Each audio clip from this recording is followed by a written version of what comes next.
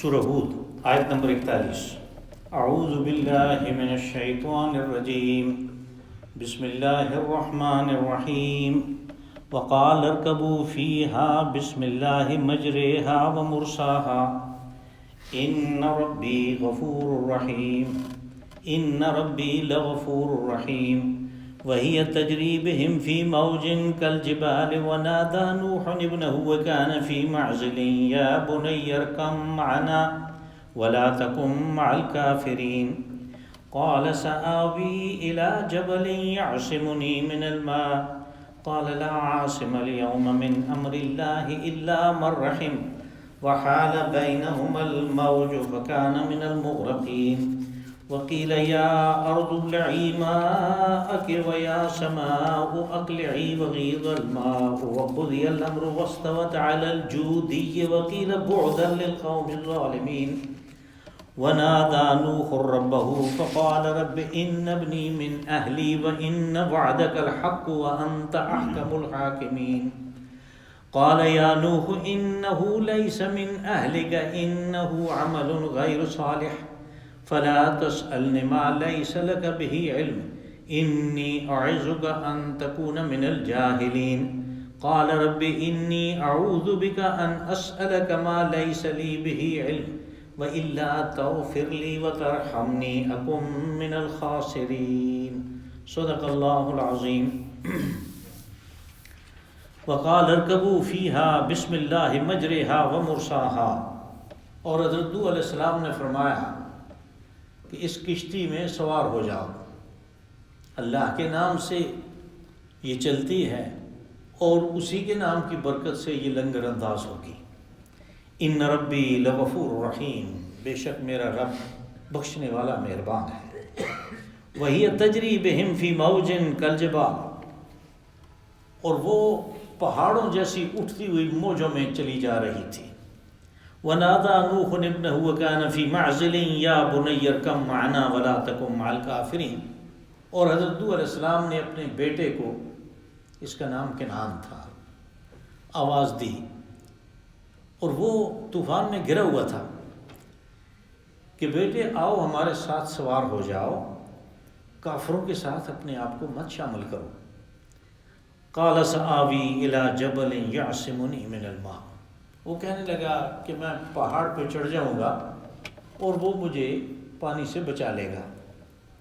قال لا عاصم اليوم من امر اللہ الا من رحم، حضرت نوح علیہ السلام نے فرمایا کہ اللہ کے عذاب سے کسی کو کوئی بچانے والی چیز نہیں ہے، ہاں اس کا رحم جو ہو تو پھر علیحدہ بات ہے۔ وحال بینہما الموج فکان من المغرقین، اور باپ بیٹے کے درمیان ایک موج حائل ہو گئی اور یوں وہ غرقاب ہونے والوں میں سے ہو گیا۔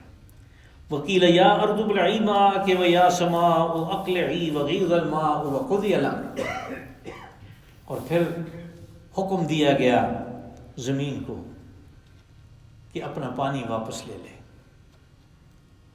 اور آسمان کو حکم دیا گیا کہ تھم جا، اور پانی اتر گیا، اور جو عذاب دینا تھا وہ آ چکا۔ واستوت علی الجودی وقیل بعدا للقوم الظالمین، اور یہ کشتی پھر جا کے جودی پہاڑ پہ لنگر انداز ہو گئی، اور کہا گیا کہ لعنت اور پھٹکار ہے ظالموں کے اوپر۔ ونادى نوح ربه فقال رب ان ابنی من اہلی وان وعدك الحق وانت احکم الحاکمین، اور حضرت نوح علیہ السلام نے بیٹے کے بارے میں اپنے رب سے یہ التجا کی کہ آپ کا تو وعدہ تھا کہ تیری اہل کو بچاؤں گا، اور یہ بیٹا میری اہل سے ہے، آپ سب سے اچھا فیصلہ کرنے والے ہیں۔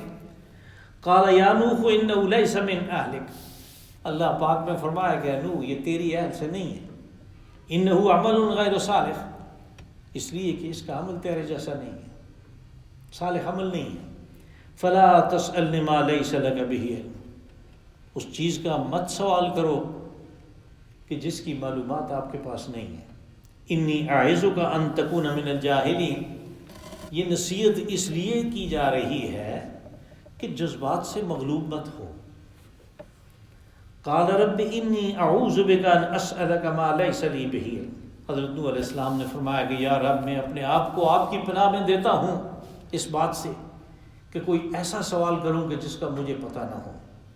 وَإِلَّا تَغْفِرْ لِي وَتَرْحَمْنِي يَكُن مِّنَ الْخَاسِرِينَ، اگر آپ مجھے معاف نہیں کریں گے اور میرے اوپر رحم نہیں کریں گے تو میں بہت نقصان اٹھانے والوں میں سے بن جاؤں گا۔ ہمارے آج کے اس درس میں جو ہمارا عمومی طریقہ ہے اس سے ذرا ہٹ کے ایک بات کر دوں کہ اس میں تجوید کے قرأت کے 3 بڑے اہم مسائل ہیں، اس لیے میں چاہوں گا کہ مختصراً آپ ان کو ذہن نشین کر لیں تاکہ تلاوت کے دوران یہ چیز آپ کے ذہن میں رہے۔ ان میں سب سے پہلا مسئلہ یہ ہے کہ اس میں ایک لفظ آیا ہے یا بنیر کا معنی،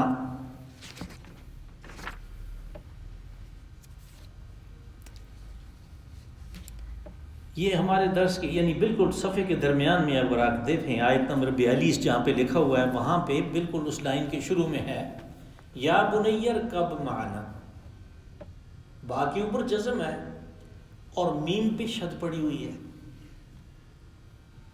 یہ ہمیں سمجھانے کے لیے کیا گیا ہے۔ اصول یہ ہے کہ جب کوئی 2 حروف اس طرح آ جاتے ہیں آگے پیچھے کہ جو ہم مخرج ہوں، یعنی آدمی کے منہ سے جس جگہ سے وہ ادا ہوتے ہیں وہ ایک ہی ہے،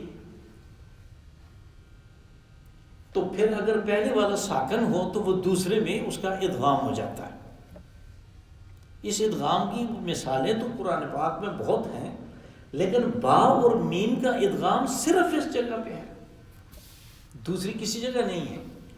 اس لیے میں نے مناسب سمجھا کہ جب آپ سورۃ ہود پڑھ رہے ہوں تو آپ اس بات کو ذہن میں رکھیں کہ یہ یا بنیر کب معنی اس کی ادائیگی نہیں ہے، اس کی ادائیگی ہے یا بنیر کم معنی، با کا ادغام ہو گیا کامل، یعنی وہ لکھنے میں تو آئی، راکب سوار کو کہتے ہیں نا رکب یرکب، سوار ہونے کا کہا بیٹے کو، معنی کے میم کی وجہ سے، اور میم اور با ہم مخرج ہیں، کبھی آپ تنہائی میں ذرا ان کو ادا کر کے دیکھیں، با میم ایک ہی جگہ ہے جہاں سے نکلتے ہیں۔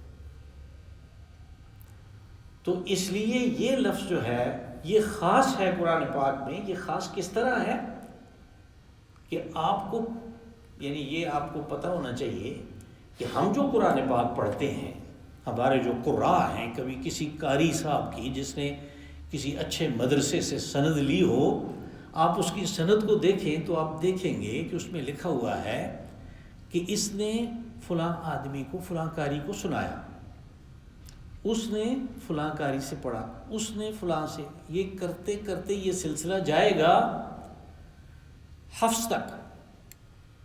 حفص کوفہ کے ایک راوی ہیں اور ان کے استاد عاصم ہیں۔ عاصم نے سلیمان سے پڑھا رحمۃ اللہ علیہ، سلیمان نے حضرت عثمان علیہ السلام سے پڑھا اور حضرت علی رضی اللہ عنہ سے پڑھا، اور ان دونوں نے رسول اللہ صلی اللہ علیہ وسلم سے پڑھا اور سیکھا۔ آپ کو جبرائیل امین نے دیا اور انہوں نے لوح محفوظ سے اٹھایا اور لوح محفوظ پہ اللہ نے رکھا۔ یہ اس کی سند ہے کہ یہ اللہ کا کلام ہے، وہاں سے چلا ہے یہاں تک آیا۔ اب یہ جو درمیان میں آئے ہیں حفص، ہم ان کی روایت پڑھتے ہیں، ہم جو تلاوت کر رہے ہوتے ہیں تو ہم حفص کی روایت جو اس کو پڑھ رہے ہوتے ہیں، اور عاصم ہمارے قاری ہیں۔ اب حفص نے تمام جو قراء ہیں، اصل میں تو وہ 10 ہیں متواتر جو کہتے ہیں، ان 10 میں سے کوئی نہ کوئی نمونہ اپنی روایت میں ضرور رکھا ہے، ورنہ یہ جو چیز ہے کہ با اور میم، اس کا ادغام بغیر ساکن کے بھی ہے اور جگہوں پہ، لیکن وہ قراء ہمارے نہیں ہیں، ہم ان کی تلاوت نہیں کرتے، ہم حفص کی تلاوت کرتے ہیں۔ بس یہ یا بنیر کا معنی ہے۔ دوسرا لفظ جو اس میں ہے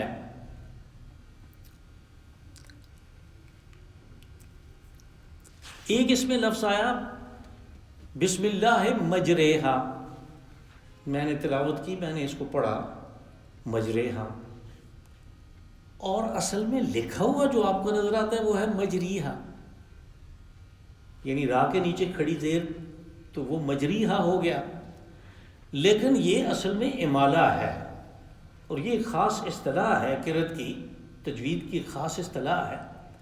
جو 7 قراء ہیں ان میں حمزہ اور کسائی وہ ہر اس لفظ پہ امالہ کرتے ہیں جس کے آخر میں یا ہوتا ہے۔ ہم پڑھتے ہیں نا والنجم اذا ہوا، آخر میں یا ہے، وا کے اوپر کھڑی زبر ہے، تو وہ پڑھیں گے والنجم اذا ہوا۔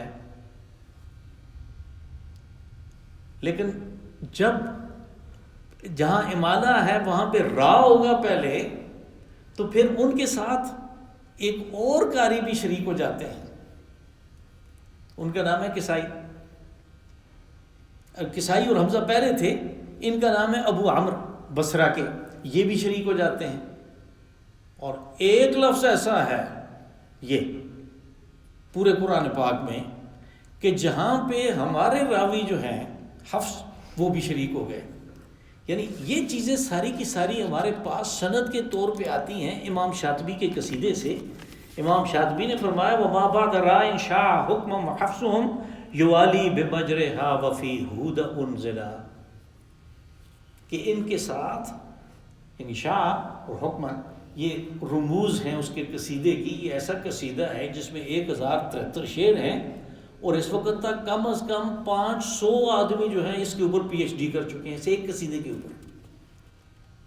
تو یہ اس کے جو ہے شاع اور حکمن، یہ جو ہیں اس کے رموز ہیں۔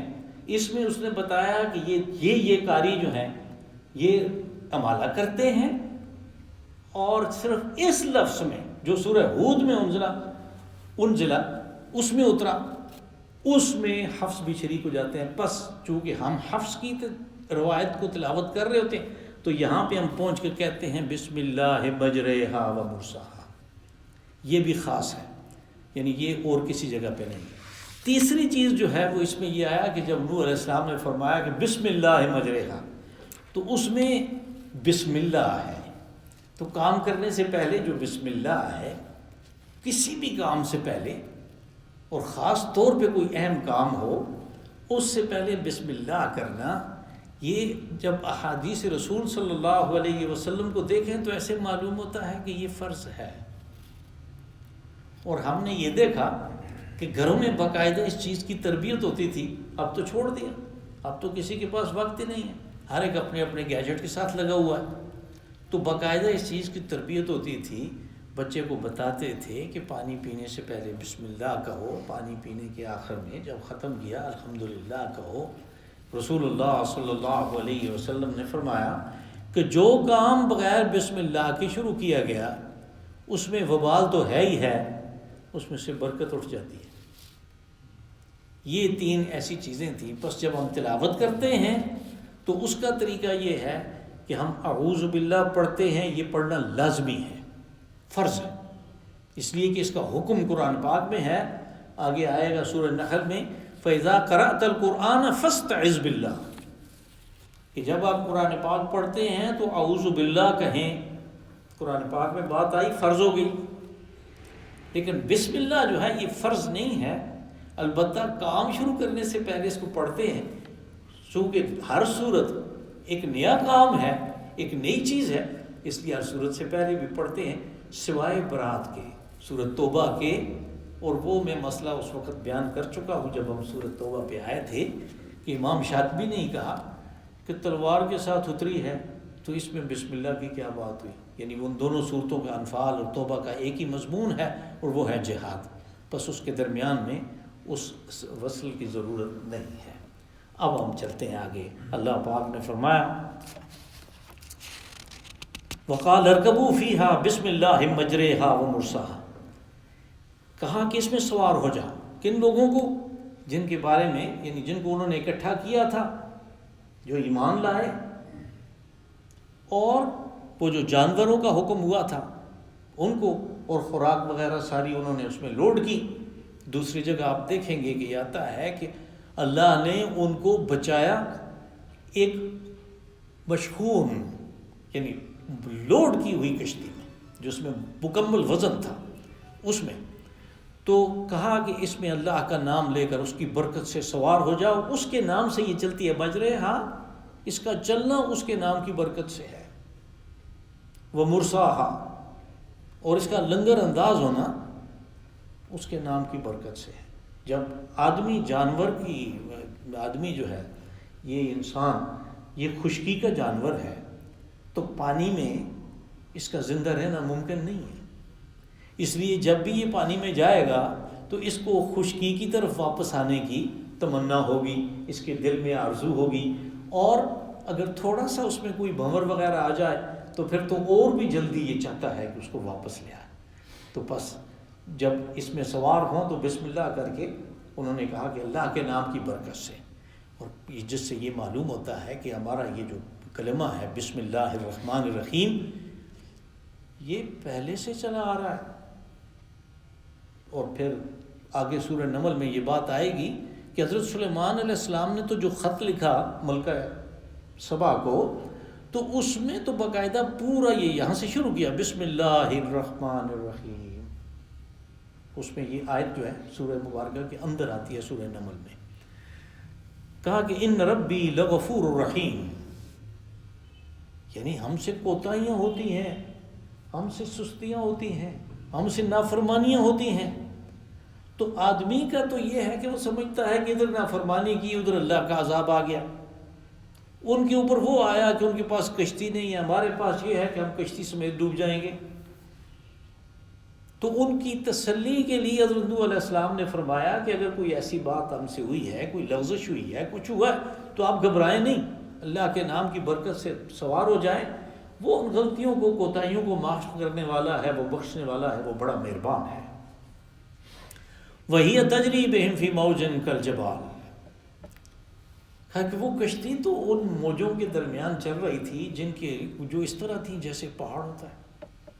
اور جب طوفان آتا ہے، آپ نے اخبار وغیرہ میں پڑھا ہوگا، خاص طور پہ یہ امریکہ کے، براعظم امریکہ کے جو ویسٹ کوسٹ پہ طوفان آتے ہیں، تو ان میں جو موجیں چڑھتی ہیں ان کی اونچائی اسی طرح 10-10 15-15 میٹر ہوتی ہے، اور وہ جب دیکھنے والے کو تو وہ پہاڑ کی طرح ہی نظر آ رہا ہے کہ وہ آ رہا ہے۔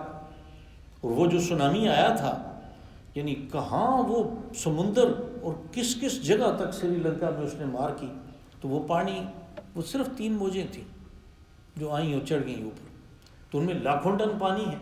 اب یہ بھی اللہ کی قدرت ہے کہ دنیا کے بہت سے شہر سطح سمندر سے نیچے ہیں، کراچی کا ایک حصہ نیچے ہے، سطح سمندر سے نیچے ہے، ہالینڈ کے ملک کا بیشتر حصہ جو ہے سطح سمندر سے نیچے ہے،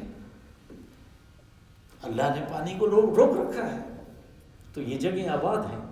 ورنہ اگر اس قسم کی موج آئے، جیسے 10 میٹر کی، 5 میٹر کی بھی اگر موج آئے، تو یاد ہے کراچی جو ہے وہ اس کو ڈوب جائے۔ تو اللہ کے بندوں کی آزمائش کا جو اس نے مول دی ہوئی ہے، اس تک تو کچھ بھی نہیں ہونا، ٹھیک ہے، وہ اپنا اپنا وقت پورا کریں گے۔ تو یہ پہاڑوں جیسی موجوں کے درمیان جا رہا تھا، یہ زبردست قسم کی تشبیہ ہے۔ وَنَادَى نُوحٌ ابْنَهُ وَكَانَ فِي مَعْزِلٍ يَا بُنَيَّ ارْكَب مَعَنَا وَلَا تَكُن مَعَ الْكَافِرِينَ، اور حضرت نوح علیہ السلام نے اپنے بیٹے کو آواز دی، اور وہ اسی پہاڑوں جیسی اونچی موجوں کے درمیان گرا ہوا تھا۔ کہا کہ بیٹے، یعنی اس کو جو خطاب کیا اس میں شفقت پدری اس سے باقاعدہ ٹپک رہی ہے کہ اے بیٹے، یا بنیہ، اے بیٹے آؤ ہمارے ساتھ سوار ہو جاؤ، اور ان کافروں کے ساتھ مت اپنے آپ کو شامل کرو، وَلَا تَكُن مَعَ الْكَافِرِينَ۔ اب یہ جو بیٹا ہے، اس کا نام تورات کے مطابق اس کا نام کنعان ہے۔ حضرت نوح علیہ السلام کے 3 بیٹے تھے جو کشتی کے اندر سوار تھے، اور وہ ایمان لا چکے تھے، سام، حام اور یافس۔ اور انہی 3 کی، یعنی جو ہمارے محققین ہیں وہ کہتے ہیں کہ کشتی میں یوں تو اور آدمی بھی تھے، لیکن دنیا میں انسانی آبادی کا جو سلسلہ بعد میں شروع ہوا وہ ان 3 سے ہوا، حضرت نوح علیہ السلام کی اولاد سے، ان 3 بیٹوں سے۔ تو آپ کے جو بیٹے تھے سام، وہ گورے تھے، آپ نے اخباروں وغیرہ میں پڑھا ہوگا، انکل سام، وہ انکل سام ان گوروں کو اس لیے کہتے ہیں کہ یہ سام کی اولاد ہیں، اور حام وہ گندمی رنگ ہے، اور یافس وہ ابشی نسل ہیں، کالے ہیں ان کی. یہ تینوں کی اولاد جو ہے یہ اس دنیا میں چلی. یہ اس میں تھے. چوتھا کنعان تھا. یہ نام جو ہیں یہ تورات میں ہیں. تو وہ کنعان جو ہے وہ ایمان نہیں لایا حضرت نوح علیہ السلام پر، اور وہ کشتی سے باہر تھا. اس سے پہلے یہ بات ہمارے پچھلے یا اس سے پچھلے درس میں بات گزر چکی کہ اللہ پاک نے فرمایا تم کشتی بناؤ اور اس کشتی میں سوار کرو ان کو جو ایمان لائے. الا من سبق علیہ القول ومن آمن. تمہاری اہل میں سے صرف وہ لوگ ہوں گے کہ جو ایمان لائے، جن کے بارے میں بات ہو چکی، فیصلہ ہو چکا کہ وہ بغیر ایمان کے ہیں، وہ نہیں آئیں گے، وہ ڈوب جائیں گے. اب یہ ہے کہ اس کے بعد بھی یہی جو معاملہ ہے، یعنی وہ ڈوب رہا ہے، تو حضرت نوح علیہ السلام نے دعا کی. لیکن بلاغت کا تقاضا یہ تھا کہ پہلے اس معاملے کو ختم کر دیا جائے کہ اس نے جو جواب دیا تو نوح علیہ السلام نے کیا فرمایا. کہا قال سآوی الی جبل یعصمنی من الماء. وہ کہنے لگا کہ میں پہاڑ پہ چڑھ جاؤں گا. یعنی بظاہر آدمی کی ظاہر بین نگاہ دیکھتی ہے کہ پانی کتنا چڑھے گا، تو میں کسی پہاڑ پہ چڑھ جاؤں گا، قریب میں اس علاقے میں شاید پہاڑ بھی ہوں گے، تو وہ مجھے پانی سے بچا لے گا. قال لا عاصم اليوم من امر اللہ الا من رحم. یہاں پہ امر اللہ سے مراد اللہ کا عذاب، یعنی اللہ کا حکم اس وقت جو نافذ ہے وہ عذاب کے بارے میں ہے. پانی کے عذاب کے بارے میں حضرت نوح علیہ السلام نے فرمایا کہ اللہ کے اس عذاب سے، اس کے اس کار سے کوئی چیز بھی اس کے رحم کے بغیر نہیں بچا سکتی، اس لیے کہ اس کا فیصلہ ہے کہ میں سب کو ختم کروں گا. وحال بینہما الموج فکان من المغرقین. اب چونکہ باپ بیٹے کا معاملہ ہے تو حضرت نوح علیہ السلام کو اللہ پاک وہ منظر دکھایا نہیں ہے، بیٹے کے ڈوبنے کا منظر دکھایا نہیں ہے کہ باپ ہے، اس کو نہ دکھایا جائے. تو ان دونوں کے درمیان ایک موج حائل ہو گئی اور وہ ڈوب گیا. کان من المغرقین، اس موج کے حائل ہونے کے دوران وہ ڈوب گیا. وقیل یا ارض ابلعی ماءک ویا سماء اقلعی. اور حکم ہوا کہ زمین اب تم اپنے پانی کو واپس لو. یعنی زمین نے پانی نکالا تھا، زمین کے اوپر ہی بیشتر حصہ پانی کا ہے، اسی میں سے پانی آیا، تو اس کو کہا کہ اپنا پانی واپس لو. وَيَا سَمَاءُ أَقْلِعِي. اور بارش برس رہی تھی زوردار، کہا کہ آسمان کو کہ تھم جا. وَغِيضَ الْمَاءُ. اور پانی اتر گیا. غیدہ، غادہ یغیدو، یہ لازم اور متعدی دونوں کے لیے استعمال ہوتا ہے. اس لیے اس کا معنی یہ بھی ہے کہ پانی اتر گیا، اس کا معنی یہ بھی ہے کہ پانی اتار دیا گیا، اتر گیا. وقضی الامر. اور فیصلہ ہو گیا. واستوت علی الجودی. یہ وکیل بعدا للقوم الظالمین. اور یہ کشتی آ کے کوہ جودی کے اوپر ٹک گئی، وہاں پہ لنگر انداز ہو گئی، ٹک گئی. اور اس وقت یعنی عام حالات یہ تھے، یہ کہا گیا کہ ظالموں کے اوپر پھٹکار ہو، یعنی لوگ یہ نہ سمجھیں کہ ان کے گناہوں کی، ایمان نہ لانے کی سزا ان کو مل چکی.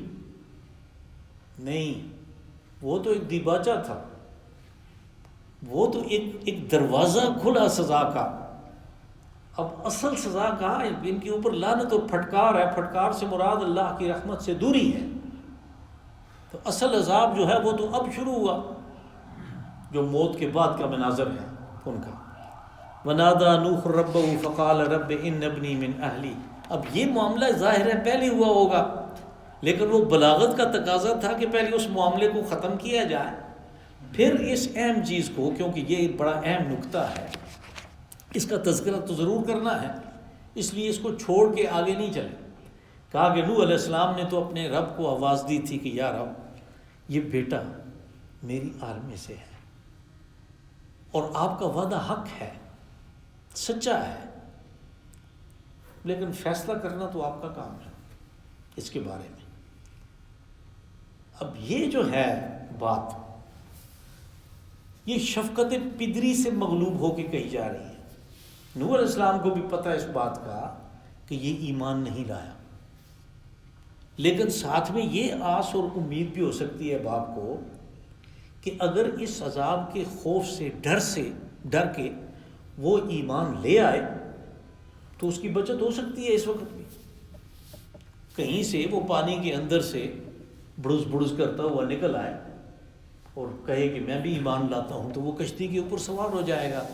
تو حضرت نوح علیہ السلام نے تو اس وقت دعا کی اس بات کی کہ آپ کا وعدہ سچا ہے، یعنی اللہ نے وعدہ کیا تھا کہ تیری آل کو میں بچاؤں گا، اگرچہ اس کے ساتھ یہ بات تھی الا من سبق علیہ القول، مگر وہ تیری آل میں سے نہیں بچ سکیں گے جن کے اوپر بات ہو چکی فکس۔ اب ان کا تذکرہ تو ہے نہیں تفصیل سے، اس لیے نوح علیہ السلام نے یہ دعا کی شفقت پدری سے مغلوب ہو کے کہ آپ بہترین فیصلہ کرنے والے ہیں، جو فیصلہ بھی آپ کریں گے۔ قال یا نوح انہ لیس من اہلک، کہا اے نوح وہ تمہاری اہل میں سے نہیں ہے۔ وہ حضرت نوح علیہ السلام کا بیٹا ہے، لیکن اللہ نے وجہ بتائی وہ کیوں تیری اہل میں سے نہیں ہے۔ انہ عمل غیر صالح، اس لیے کہ اس کا عمل صالح نہیں ہے، اس کا عمل تیرے جیسا نہیں ہے۔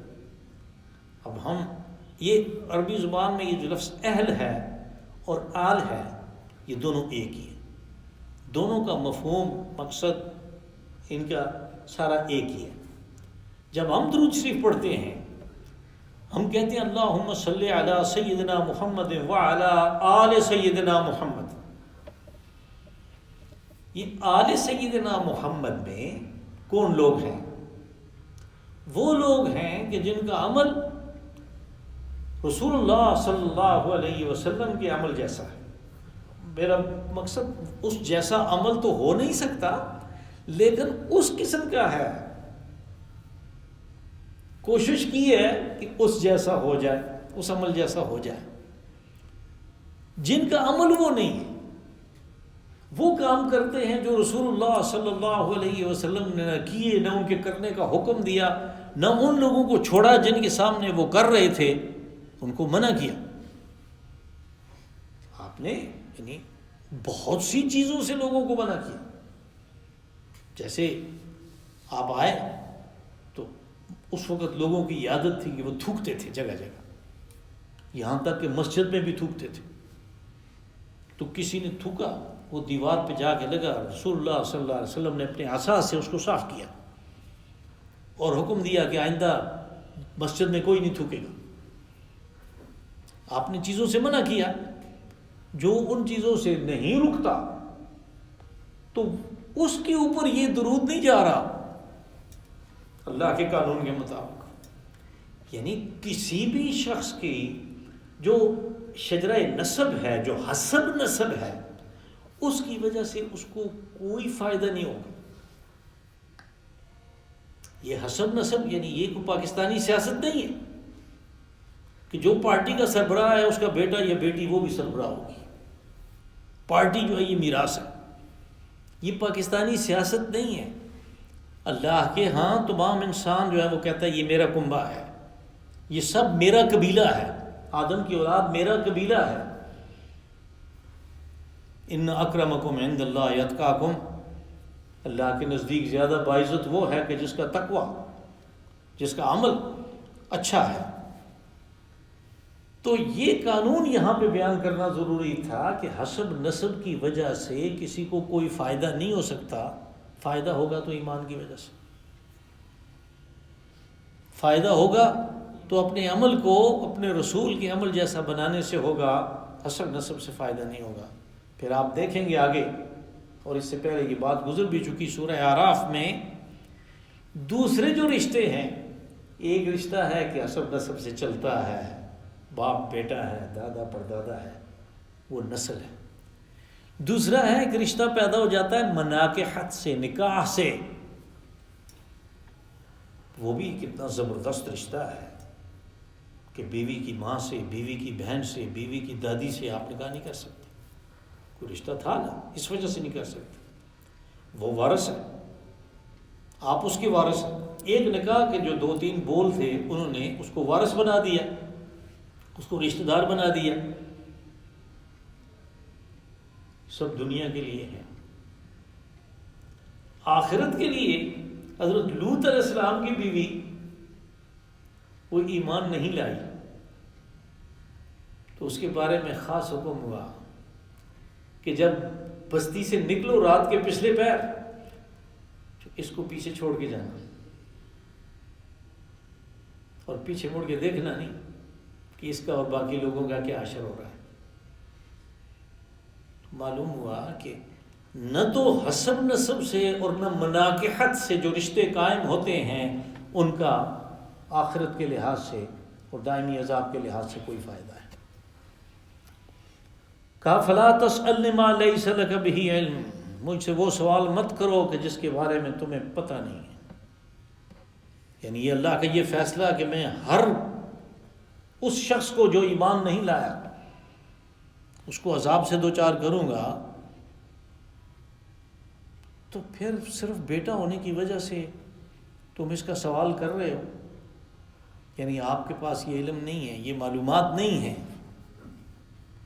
کہ یہ اس کا نام عذاب پانے والوں میں سے لکھا جا چکا ہے. انی اعوذک ان تکون من الجاہلین. یہ نصیحت اس لیے کی جا رہی ہے کہ جاہلوں میں سے نہ بنے. لفظ جاہل سے مراد جذبات سے مغلوب ہو کے کام کرنے والا آدمی، بے شک اس کی معلومات زیادہ. ہمارا یہ عقیدہ ہے کہ جو رسول ہیں اپنے زمانے میں ان سے زیادہ علم والا کوئی بھی نہیں تھا. اس عقیدے کے بارے میں پوری تفصیل جو ہے وہ سورہ کہف کے اس واقعہ میں بیان ہوگی جو حضرت خضر اور موسیٰ علیہ السلام کے درمیان تھا. وہاں پہ میں اس کی تشریح کروں گا. جاہل سے مراد جذبات سے مغلوب ہو کے کام کرنے والا، فیصلہ کرنے والا، اگرچہ اس کے پاس معلومات زیادہ ہو. رسول حضرت نوح علیہ السلام نہ صرف رسول بلکہ اولو العزم من الرسل، یعنی رسولوں میں 5 رسول جو ہیں ان کو اولو العزم کہا گیا قرآن پاک میں. ان میں پہلے رسول حضرت نوح علیہ السلام. ان کو کہا جاہل مت بنو. کہ جاہل سے مراد جذبات سے مغلوب ہونا، یعنی اس وقت جذبہ پدری سے مغلوب ہو گئے. اب ایک آدمی بہت بڑا عالم ہو، بہت بڑا سائنسدان ہو، بہت کچھ جانتا ہو، لیکن غصے سے مغلوب ہو کے کسی کو گولی مار دے تو یہ جاہل ہوا کہ نہیں؟ اس لیے کہ اس نے اپنے علم کو سامنے نہیں رکھا، اپنی معلومات کو سامنے نہیں رکھا کہ غصے سے مغلوب ہو کے آدمی جو کام کرتا ہے، جو فیصلہ کرتا ہے، اس کے اوپر ساری زندگی پچھتانا پڑتا ہے. اسی طرح انسان کے اندر اور جذبات ہیں، محبت کے جذبات ہیں، نفرت کے جذبات ہیں، غصہ ہے، اس کے اندر شفقت پدری ہے، اس کے اندر اور بہت سارے جذبات اللہ نے رکھے ہیں. لیکن فیصلہ کرتے وقت اگرچہ وہ جذبات کو جھٹک نہیں سکتا، لیکن فیصلے کو علم کی روشنی میں کرنا ہے. ہمارے لیے علم قرآن و حدیث ہے، اس کی روشنی میں کرنا ہے. قال رب انی اعوذ بک ان اسألک ما لیس لی بہ علم. حضرت نوح علیہ السلام نے فرمایا یا رب میں اپنے آپ کو آپ کی پناہ میں دیتا ہوں اس بات سے کہ میں وہ سوال کروں کہ جس کی میرے پاس معلومات نہیں ہے. یعنی حضرت نوح علیہ السلام کو اس بات کا احساس ہو گیا کہ یہ میں نے غلط دعا کی، یہ میں نے غلط بات مانگی ہے. وَإِلَّا تَغْفِرْ لِي وَتَرْحَمْنِي أَكُن مِّنَ الْخَاسِرِينَ. کہ یا رب اگر آپ معاف نہیں کریں گے اور آپ میرے اوپر رحم نہیں کریں گے. آپ دیکھیں ہر جگہ معافی کے ساتھ رحم کی بات آتی ہے، غفور الرحیم، معافی کے ساتھ رحم کی بات آتی ہے. معافی صرف اس گناہ کے اثرات کو زائل کرتی ہے، اس کے نتیجہ جو سامنے آنا تھا وہ نہیں آئے گا. لیکن جب مانگ ہی رہا ہے تو پھر اللہ سے رحم بھی مانگتا ہے کہ مجھے اور بھی اس کی اچھائیاں عطا فرما، اور بھی اچھا مرتبہ اور اچھا مقام عطا فرما. یہ دونوں چیزیں اکٹھی آتی ہیں، غفور الرحیم. اور یہاں پہ بھی آپ نے دیکھا کہ انہوں نے جب مغفرت مانگی کہ مجھ سے غلطی ہو گئی تو ساتھ میں رحم بھی طلب کیا. اللہم صلی وسلم وبارک وانعم علی عبدک ورسولک ونبیک محمد صاحب المقام المحمود والحوض المورود